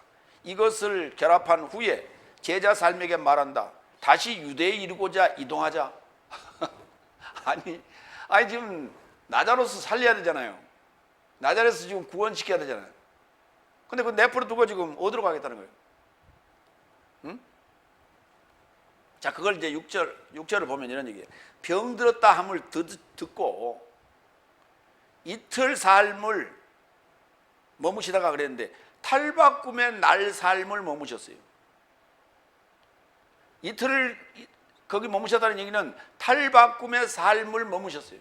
이 말은 무슨 말이냐면 그 지금 세 남매가 탈바꿈으로 생각을 바꾸도록 기회를 주고 계시는 거예요, 지금.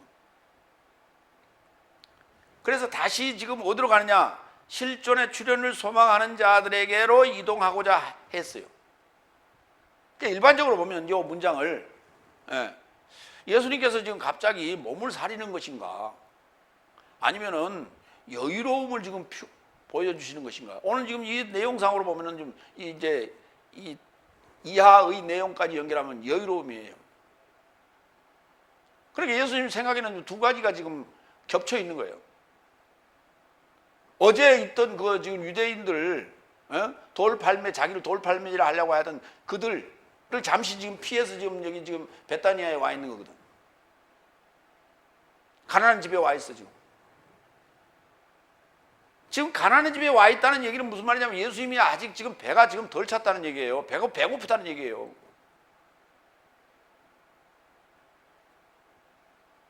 그러면 지금 나자로스를 빨리 구원시켜서 잡아먹어야 될 거 아니에요. 근데 예수님은 지금 무엇을 또 생각하느냐? 실존의 출현을 소망하는 유대인들을 또 지금 생각하는 거예요. 거기 가자 그러는 거예요.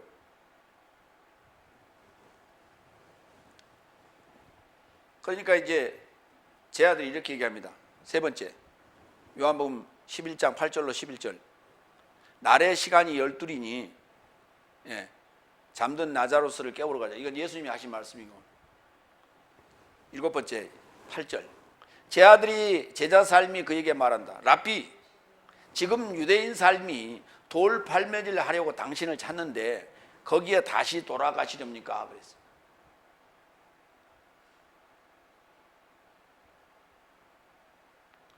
근데 예수님은 자꾸 이걸 잊어버려요. 이거 원수짓 하는 거거든요. 자기를 핍박하는 자들이거든요. 어제 이 일을 당했는데 예수님은 또 잊어버려요. 왜? 이게 사랑이에요. 그리고 또 가겠대, 거기. 인간으로서는 이거 할 수 없는 행동이고 생각이에요. 왜? 사랑하기 때문에.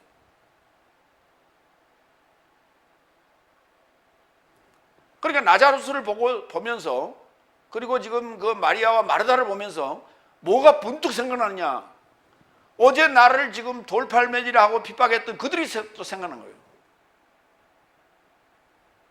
그래서 여기 지금 일하고 있을 상황이 아니라 좀 낮아서 빨리 살려야 되는데 그거 안 하고 거기 가겠다고 지금 얘기하는 거예요. 그러니까 제 아들이 지금 환기를 시켜준 거예요. 돌팔매질을 하려고 지금 당신을 찾고 있는데 거기를 가겠다는 얘기면 지금 사자굴 속으로 들어가겠다는 얘기 아닙니까?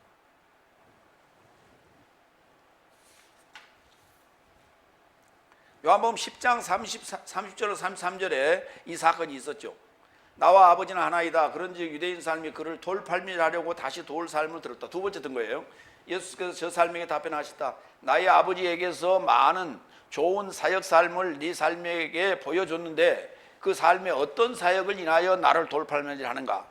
유대인 삶이 그에게 답변하여 말하되 좋은 사역에 관하여 당신을 돌팔매질하지 않고 오히려 모독에 관해서와 그리고 당신은 사람이면서 자신을 하나님이라 행하기 때문이다.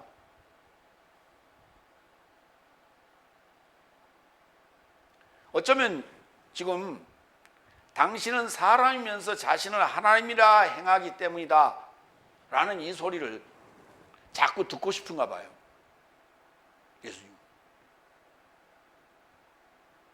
근데 이 말씀을 하신 때가 지금 사역의 아주 정점이라고, 피크. 처음부터 이렇게 말씀 안 하셨어요. 이 말씀을 하시는 때가 바로 정점이에요. 예수님께서 핍박을 받는 돌팔매질을 당하는 요 상황이 피크예요. 가장 빛이 지금 찬란하게 빛을 발하는 그 순간이. 그래서 예수님께서 이렇게 말씀하셨어요. 8번째 9절 10절.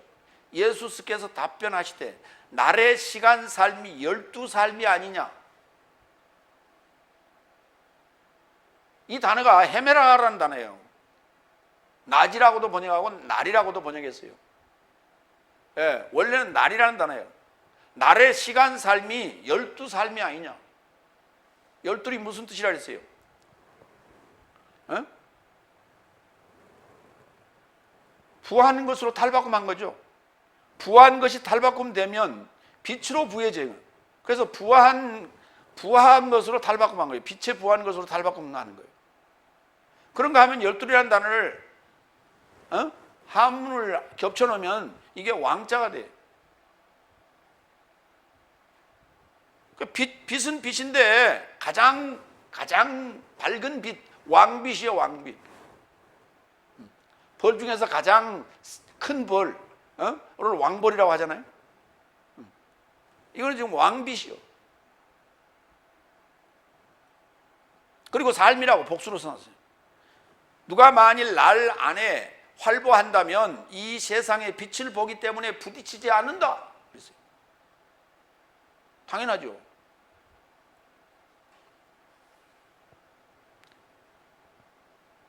이 세상의 빛을 보기 때문에 부딪히지 않는다. 낮에도 부딪히는 사람이 있어요. 왜? 다리가 불편한 사람들은. 근데 다리가 불편한 사람도, 손 마른 자도, 소경도, 문둥병자도, 중풍병자도 다 세상의 빛을 보면 부딪히지 않는다니까. 다 살아난다니까.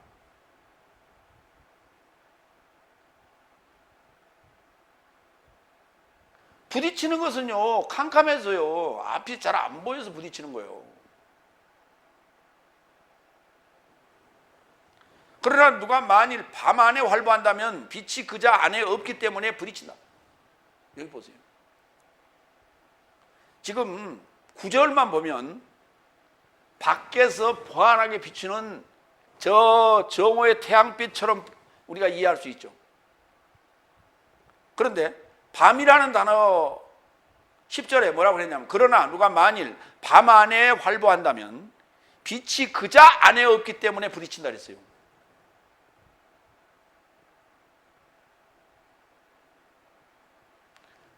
열두 시가 됐다는 얘기는 뭐냐면요, 날이 가장 밝아졌다는 말이에요. 지금 가장 밝은 왕비신 예수님을 만났다 이 말이에요. 지금 이게 12시에 만나자는 얘기예요. 12시에 만나요. 세상의 빛이라고요. 빛으로 오신 예수님 12시에 만나자고요. 어디서? 내 안에서요. 몸 밖에서가 아니라. 세상의 빛인 나를 받아들이면 그자는 나에게 돌팔매질 안 한다. 왜? 그는 날살 안에 활보하고 있기 때문에. 그러나 저들이 밤 안에 지금 활보하고 있기 때문에 부딪히는 거고, 그자 안에 빛이 없기 때문에 부딪히는 거예요. 지금 밤 안에 있다는 얘기는 그자 안에 빛이 없다는 얘기예요. 지금 빛이 그자를 비치지 않기 때문에가 아니라, 그렇게 써놓지 않았어요. 그자 안에 빛이 없기 때문에 부딪힌다 했어요. 그걸 밤 안에 있다고 얘기했어요.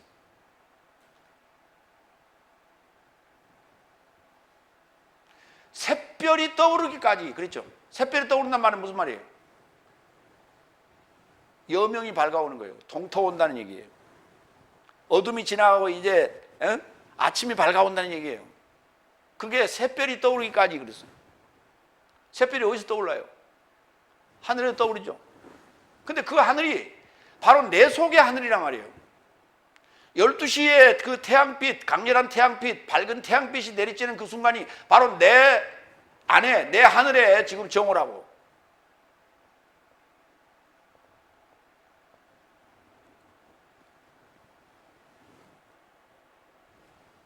요한복음 12장 35절 36절.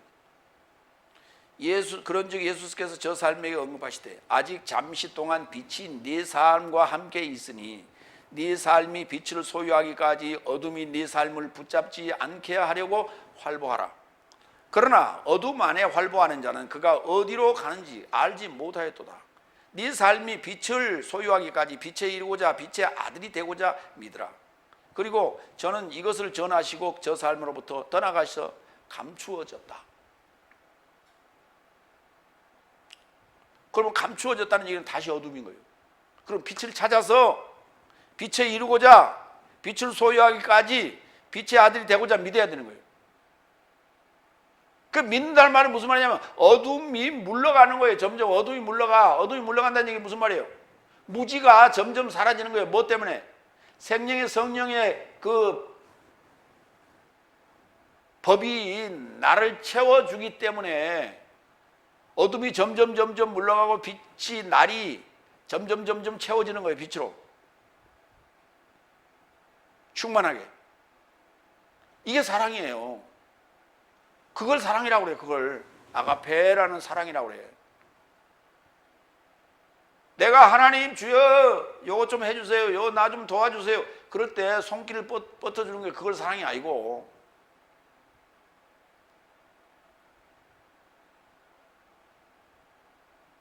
그건 인간적인 사랑이고.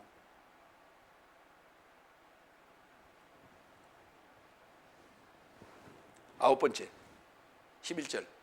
그는 이런 삶을 언급하셨고 이를 결합하여 저 삶에게 말씀하시되 내 삶의 친구 나자로스가 잠든 것이다.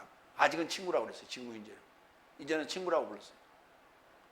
아까는 사랑하시다 아가파오 했는데 내 친구 나자로스가 잠든 것이다. 잠들어 있는 상황이니까 친구예요. 살아났으면 내 사람 그래, 내 아내 그래. 잠든 것이다. 오히려 나는 그를 잠 깨우러 간다.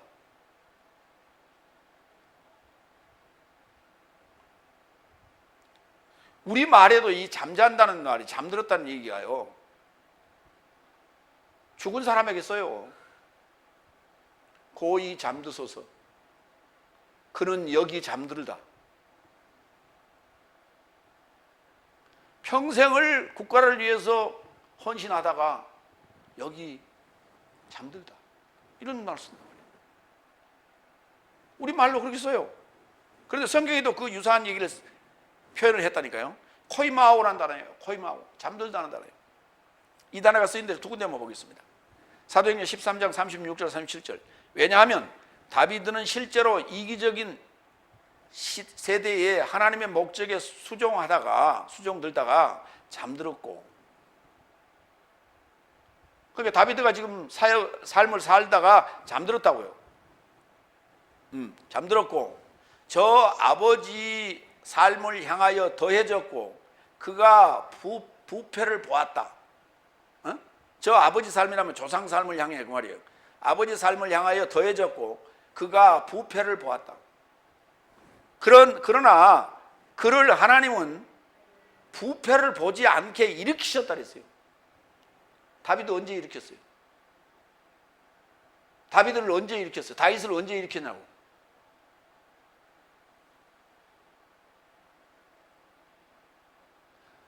예수님이 잠자는 자 삶의 첫 열매가 되시기 때문에 그때 일어난 거예요. 부패를 보지 아니하고 썩지 아니하고 일어났다니까.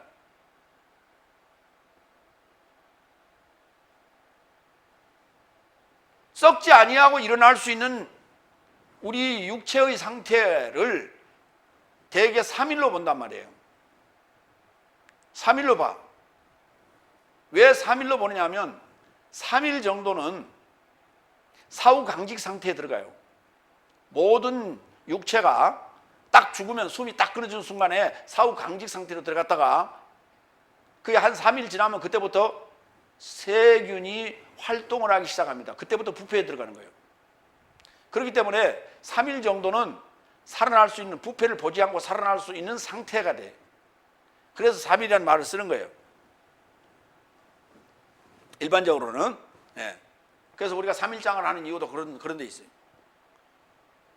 근데 여기 사도행전 14장 36절에 보면 다비드가 부패를 보지 않게 하나님이 일으키셨다고 얘기해요. 다윗이 살아서 돌아다니는 거 봤어요?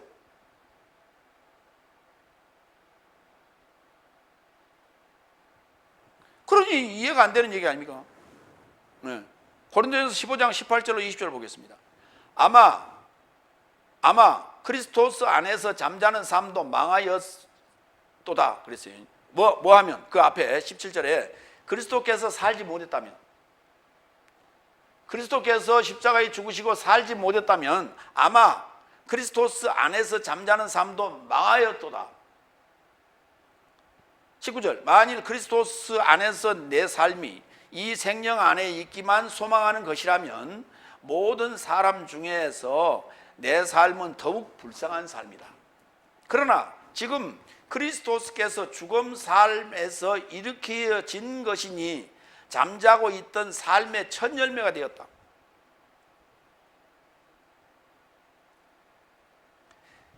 (19절이) 굉장히 중요한 얘기예요. 만일 그리스도스 안에서 내 삶이 이 생명 안에 있기만 소망하는 것이라면 모든 사람 중에서 내 삶은 더욱 불쌍한 삶이다.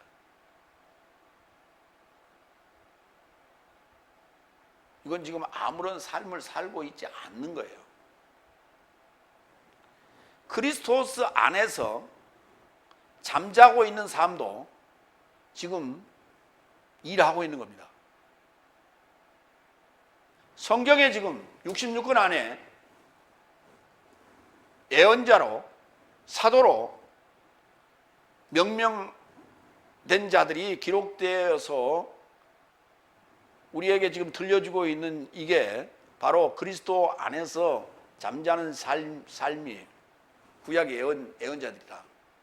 그들이 지금 우리에게 계속 예언하고 있어요. 그걸 잠자는 삶이라고 지금 표현하는 거예요. 잠자면서도 계속 지금 우리에게 예언의 말씀을 들려주고 있어요. 그래서 삶이라고 표현하고 있는 거예요. 잠자는 자가 삶이 어디가 있습니까? 옛날에 이런 말이 있어요. 외출한 자의 목수는 있어도 잠자는 자의 목수는 없다고 그랬어요. 그게 뭐냐면 밤에 간혹 야참이 생길 때가 있어요. 밤에 야참이 생길 때가 뭐냐면 그것도 한참 밤중에 새벽에 야참을 먹을 때가 종종 있었는데, 저희는 지금 이제 이 당내간에 막내 집안이었고 또 동네에서 좀 떨어져서 살았는데, 큰 집에 제사가 있는 날이면 뭐 고모네들 다 와서 제사를 지내고 이렇게 하는데, 우리 집은 교회를 다니기 때문에 그 제사에 참석을 안 했어요. 그런데 제사가 다 끝나고 이제 음식을 다 나누고 이 고모네들이 음식을 가지고 이제 또 우리 작은 집에도 가고 우리 집에도 오고 가져와요. 새벽에 그걸. 왜? 오래 놔둘 수가 없어. 그때는 냉장고 없었으니까. 그러니까 음식을 많이 했겠다. 그걸 다 해결해야 돼. 다음 날도 먹기도 합니다만. 그래서 이제 그걸 이거 우리 집에까지 온다. 우리 집에 한참 와야 돼. 한 500m 와야 돼.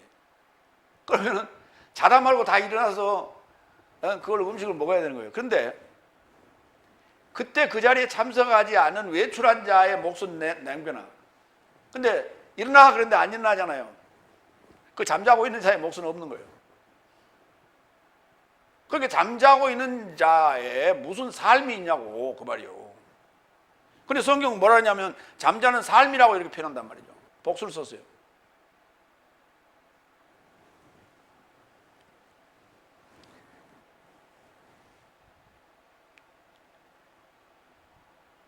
(20절) 그러나 지금 그리스도스께서 죽음 삶에서 일으켜진 것이니 잠자고 있던 삶의 첫 열매가 되시다.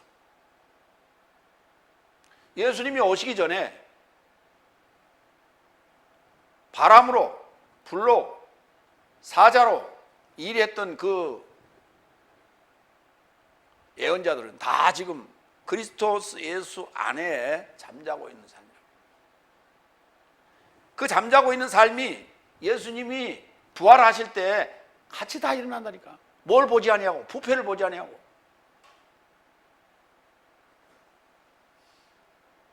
그래서 부패를 보지 아니하고 일어났다고 다윗을 사도행전 13장 36절 7절에 설명하고 있는 거예요. 이거는 아무리 설명해도 이해가 안 되는 얘기입니다. 예. 아니, 다윗의 그 시체가 미라로 있다가 갑자기 살아난 거예요? 그런 얘기가 아니라니까요. 내 안에서, 여러분 안에서 그의 사상으로, 그의 예언으로 살아나는 거예요. 그의 예언이. 그래서 그들을 구름 위로 표현한 거예요. 성경은.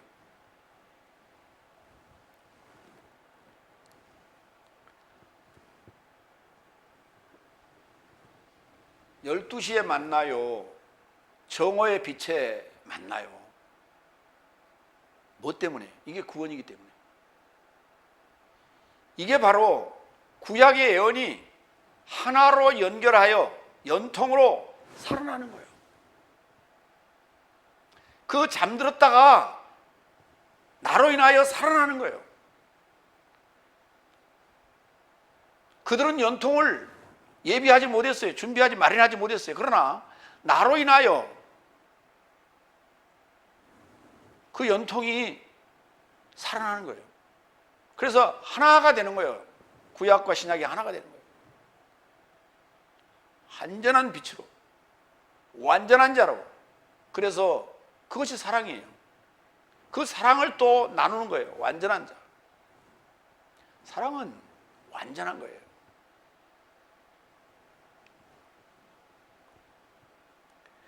마무리합니다. 가난해진 거지 삶에게 영으로 행복한 것은 하늘 삶의 나라가 저 삶의 소유이기 때문입니다. 하늘 삶의 나라가 저 삶의 소유이기 때문에 그렇습니다. 거지에게 주어지는 행복이에요. 모반을 꾀하는 자에게 말이합니다. 하나님의 도우심의 손길이 있지요. 나자로습니다. 그래서 한 집안에 있었어요. 모반을 꾀하는 마리아와 그를 돕는 마르다, 그리고 하나님의 도우심의 손길인 나자로스가 한 집안에 있었어요.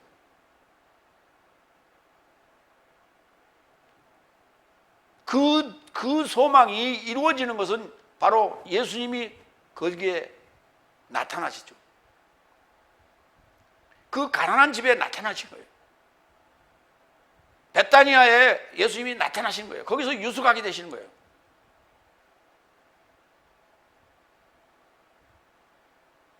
바로 그때가 어느 때냐? 그리고 나자로스가 살아나는 그때가 하나님의 도우심이 작동하는 때가 어느 때냐? 12시예요.